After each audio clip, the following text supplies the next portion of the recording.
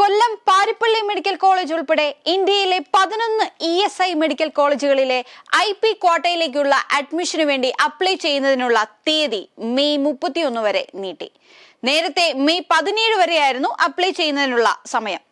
June 5-ാം തീയതിക്കകം നിങ്ങൾക്ക് ഓൺലൈനായി സർട്ടിഫിക്കറ്റുകൾ ഡൗൺലോഡ് ചെയ്യാം.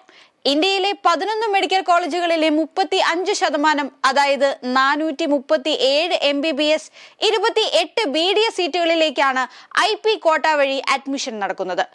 അപ്ലൈ ചെയ്യുന്ന വിദ്യാർത്ഥിയുടെ പിതാവ് അല്ലെങ്കിൽ മാതാവ് ESI ഇൻഷുർഡ് പേഴ്സൺ ആയിരിക്കണം.